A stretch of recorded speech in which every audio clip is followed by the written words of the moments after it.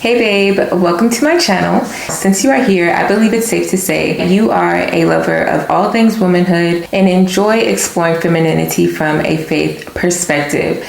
I enjoy talking about everything that has to do with being a woman, the beauty of it all, and even some of the things that don't seem so pretty in the moment. I create content that has to do with working on yourself and all of the other things that come up in conversations amongst healthy women. Before we get into it all, if you have not yet, hit that subscribe button. If you are a return viewer, make sure you do the same and turn on those bell notifications so that you can know when I post another video. Okay, so you want to learn how to boost your confidence. It sounds like something that's great to do. You see people talking about walking confidently and being confident in all that you do, but you still don't really get the gist of what all of that looks like and what that means to you. Each and every one of us have different abilities, different things that we can do. Whatever it is that you possess, the talents, the gifts, everything that's within you, that you own who you are. To me, confidence is simply owning who I am and all of the beauty and even some of the things that I desire to work on. So these are some things that I do that have really helped me to step into my identity and be confident when I step into a room or show up in different spaces. Dress confidently. Wear things that flatter your body that you are comfortable with. Take the time to work on your outward appearance. Do your hair, groom your nails. If you are into makeup, wear makeup. If you're not into makeup, that's perfectly fine, but make sure your skin is clean and supple and looks appealing to you. Put some work into your external. A lot of people will say it doesn't matter how you show up, but the truth of the matter is how you step into a place and first impressions really do matter. And you don't want to just get dressed up for the other person. You want to step out of the house knowing that you look good, you feel good, and you're excited about revealing yourself to the world. Something else that you can do to build your self-esteem is to take yourself on dates. It helps you to not walk into places with your head down because you have to be aware, and it even opens you up to building new relationships if you want to. But taking yourself on dates to have that alone time is imperative to building confidence, because if you can go somewhere by yourself, there's nothing that you really can't do. It doesn't mean that you have to go to the most busiest place, but find a place that you're comfortable with, maybe a coffee shop, read a book, and write a letter to yourself. However that looks, go there and enjoy your space, and also take some time to do nothing while you're there so you can look around the space, make eye contact with people, say hello. That is really a confidence booster, and the more you do it, the more you will become comfortable with it. Put yourself in new social settings so that you're able to stretch yourself and even give other people the opportunity to meet you. When you're constantly closed off, where you're always at home, you're always laying down, you're always asleep, and you don't go anywhere else, it's showing that you really don't have the confidence to engage with outsiders. Now, this does not mean that you may not just simply be sleepy. We're not talking about that. If you intentionally are always hiding yourself off, you might want to ask yourself why. What is lacking to where you feel like you're not worth connecting with other people? And it may simply just be that you need a confidence boost. And a good way to do that is to get dressed up and go to a space where you don't know anyone. You're not really familiar with all of the faces there, so that you can take yourself out of that comfort zone. We hear this a lot when it comes to interviews. The interviewers want to maintain eye contact, and sometimes maintaining eye contact can feel a little awkward. But something that you can do while practicing this skill is looking them in their eye and glancing off for a moment and then looking right back. Don't make it awkward to where you're like glaring them down or looking like you're afraid to look at them, but simply just have casual conversation. Put your shoulders back and relax. Put your hands in your lap if you need to. So what happens is a lot of times we give ourselves room to fiddle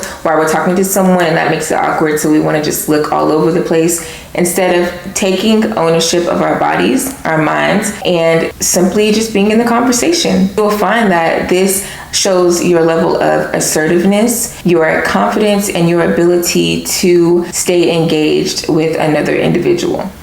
Okay, this may seem like a counter to building self-confidence. Seek feedback. It is so important that we go to confidants, close individuals, even some people who may be associates, and simply ask them how they feel about our demeanor, our attitude, or the way that we treat them. It opens the door for other people to be honest with you. It also builds your ability to receive constructive criticism, and you won't be so swayed if people have something negative to say. It also says, you know what, I'm confident enough in myself to hear what you have to say, and I'm giving you the room to tell me something good or something that may have come up as negative that I'm able to work on. Taking the time to volunteer or help other people, it just makes you feel good. When we feel good, we just really do begin to exude another level of confidence. However that looks for you to volunteer or to pour into other people, do that, because this can instill a sense of purpose and achievement. And when we have these things,